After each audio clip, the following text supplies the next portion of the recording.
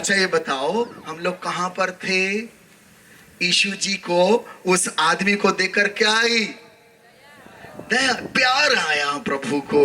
और जब प्यार आया तो प्रभु ने कहा, भैया एक काम कर, तुझ में एक कमी है, एक कमी है, एक काम कर, अपना सब कुछ बेच दे और अपनी सारी संपत्ति बेचने के बाद उस संपत्ति को गरीबों को दे डाल, और उसके बाद आ और मेरा अनुयायी हो जा, मेरा अनुसरण कर। वो बड़ा निराश हो गया, उदास हो गया, और आपको पता है वो उदास होके लौट गया क्योंकि वो बहुत धनवान था। Hallelujah, hallelujah. आपको पता है, और यीशु जी बड़े हैरान होते हैं, सृष्टि का सृजनहार, सारी संपत्ति, कायनात, सारे एग्जिस्टेंस का मालिक जहां बैठा है, उसको छोड़ के भाग गया संपत्ति के चक्कर में। आपको पता है प्रभु कहते हैं मेरे बच्चों, अपने चेलों से, धनवान का स्वर्ग के राज्य में प्रवेश करना कितना कठिन है। वो कहते हैं, मैं बताता हूं, इतना कठिन है, ऊंट का सुई के नाके से गुजर जाना आसान है, इसके अपेक्षा बनस्पत इसके कि एक धनवान इंसान स्वर्ग के राज्य में प्रवेश करने पाए, इतना कठिन है। तो चेले कहते हैं, गुरुजी तो फिर किसका उद्धार होगा? क्योंकि हम भी तो इसी चक्कर में आपके पीछे हो लिए कि कुछ तो मिलेगा, इसी चक्कर में तो आए हम आपके पीछे, तो कुछ तो मिलेगा। मेरे आश्रम में प्रोग्राम हो रहा था। मेरे पास 200 बच्चे हैं, गोद लिए हैं, कुछ ऐसे हैं, तो सारे बच्चे इकट्ठे होते हैं और मुझे बच्चों से बहुत प्यार है। तो मेरे बच्चे, हम लोग सब, कार्यक्रम चल रहा था, बड़ा कार्यक्रम था उस दिन, करीब 2,500-3 हजार लोग आए थे, सब गैदरिंग थी, भोजन बन रहा था। एक आदमी और उसकी पत्नी एक छोटी सी बच्ची को गोद में लेके आए, अंधी बच्ची, उसकी आंख नहीं, 6 महीने की बच्ची, दोनों आंख नहीं उसकी, दोनों आंख गायब, अंधी बच्ची पैदा हुई, मेरे पास लाए। मेरा स्टाफ सब बैठा हुआ, मेरी माँ भी आश्रम में थी, मेरे पिताजी भी, मेरी माँ हलवा बना रही थी उस दिन। तो वो मेरे पास आए और मेरे से कहते हैं, गुरुजी हमने सुना है आप बच्चों को गोद लेते हैं, हमारी ये बच्ची अंधी पैदा हुई है, हम इसको पाल नहीं सकते, हम बहुत छोटे मजदूर हैं, गरीब हैं, मैं रिक्शा चलाता हूँ और मेरी पत्नी मजदूरी करती है। वो रिक्शा से ही आए थे, रिक्शा चला के उसका पति आया था, मैं देखा। और आपको पता है वो कहते हैं, ये बच्ची जो है इसको आप ले लीजिए, हम नहीं पाल पाएंगे, आप इसको रख लीजिए। मैंने कहा ठीक है। मैंने आश्रम के मैनेजर रमेश को बोला, रमेश रजिस्टर लाओ, इनसे लिखित में ले लो। मेरी माँ वहां से बोलती है और सब लोग इकट्ठा हो गए, बोले क्या कर रहे हैं गुरुजी आप, इस अंधी बच्ची को हम कैसे पालेंगे, तो बहुत छोटी है, कौन इसको दूध पिलाएगा, कैसे सेवा करेंगे। मैंने कहा नहीं नहीं, इनसे लिखित में लो, हम इस बच्ची को लेंगे, क्योंकि ये बच्ची महालक्ष्मी है, ये बच्ची महालक्ष्मी योग में पैदा हुई है, जिसके घर जाएगी वो उसके वारे न्यारे हो जाएंगे, वो करोड़पति, अरबपति, लखपति हो जाएगा। ये बात सुनते ही उन्होंने जल्दी से बच्ची उठाई, भड़ भड़ भड़ भड़ भागे वहां से, ऐसा भागे दिखाई न दे, बिल्कुल रद बद उनके रिक्शा से धुआं उड़ के बिल्कुल निकला, पलट के ना, मेरे को पकड़ो उनको, बच्ची लो उनके हाथ से, भाग रहा है, पलट के नहीं दी। उनको पता चल गया कि उनकी बच्ची जो है महालक्ष्मी है। पता नहीं, मेरे को तो नहीं मालूम, मैंने ऐसे ही बोल दिया था, लेकिन उनको जरूर पता चल गया कि ये महालक्ष्मी, लेके भाग गए उसको। आदमी बड़ा स्वार्थी, बहुत, कोई चीज को पता चल जाए कि कीमती है, तो फिर उसको तो देख लीजिए, उसका रवैया व्यवहार उसके प्रति।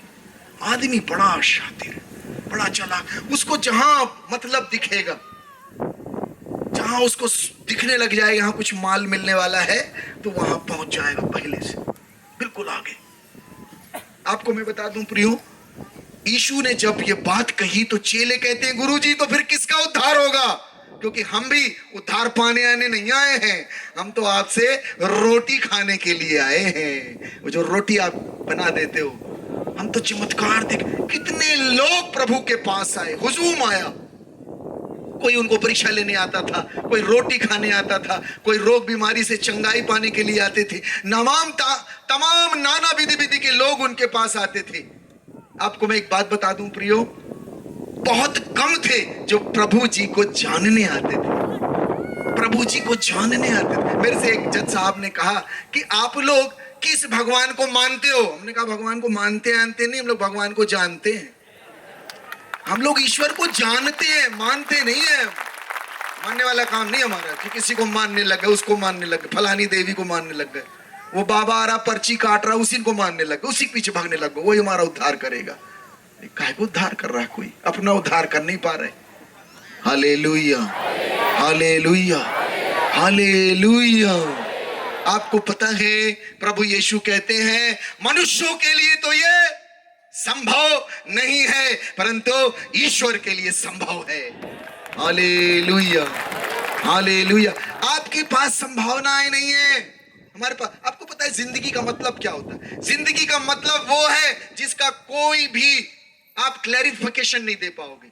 आपको बिल्कुल पता नहीं कल क्या हो जाएगा। जिंदगी वही है जिसके अगले पड़ाव का कोई ज्ञान ना हो, तत्क्षण अगले पल क्या हो जाएगा, उसी का नाम जिंदगी है। अनप्रिडेस्टिन्ड है, प्रिडेस्टिन्ड नहीं है। कोई एक लकीर खींच के नहीं बता सकते आप कि आप प्रिडेस्टिन्ड कर दो कि हाँ ये जिंदगी है। जिंदगी का कोई भरोसा नहीं है। जीवन का मतलब ही है कि जिसके बारे में कुछ जाना नहीं जा सकता। मेरे पास कितने लोग आते हैं हाथ दिखाने, बाबा हमारा हाथ दिख दो, बाबा हमारा। आपको पता है मैं ट्रेन में जा रहा था, फर्स्ट क्लास एसी में, सामने एक आदमी बैठा, ऑफिसर, अधिकारी। कोई अधिकारी इसीलिए कि जिस स्टेशन में गाड़ी रुके उसी स्टेशन में कोई ना कोई उससे मिलने आए, और कोई ना कोई कुछ फल ला रहा, कोई फूल ला रहा, कोई कुछ ला रहा, हर स्टेशन में सर सर सर। हमारे जज साहब बैठे आए, लाइन लगती है उनको देखने के लिए, भीड़ लगी रहती। बड़े ईमानदार हैं, इनके लिए ताली बजा दीजिए। मैंने इतना ईमानदार और इतना बढ़िया अधिकारी कभी नहीं देखा, बहुत ईमानदार।